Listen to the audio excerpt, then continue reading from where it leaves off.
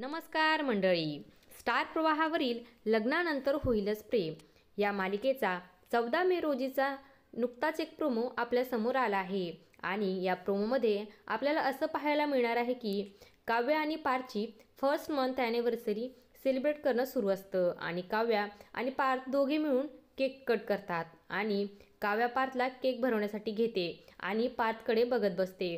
तेव्हा काव्याला स्वात्या बोलते की बघत काय बसलीस, लवकर केक भरव पार्थला, आम्हाला देखील केक खायचा आहे। तेव्हा काव्याला खूपच राग येतो आणि ती रागारागात स्वात्याच्या तोंडात जबरदस्तीने केक भरवते आणि बोलते की केक खायचा आहे नी, खा, किती केक खायचा आहे तेवढं खा। सगळे काव्याकडे रागाने बघू लागतात। सर्वांनाच काव्याचा खूपच राग येतो आणि तेव्हा नंदिनी देखील काव्याला बोलते की काव्या, पार्थ आणि स्वात्याची माफी माग।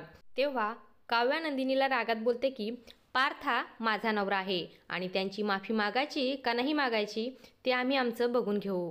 तेव्हा नंदिनी आणि पार्थ खूपच आनंदित होतात आणि जीवाला मात्र खूपच मोठा धक्का बसतो आणि आश्चर्यचकित होऊन तो काव्याकडे बघू लागतो।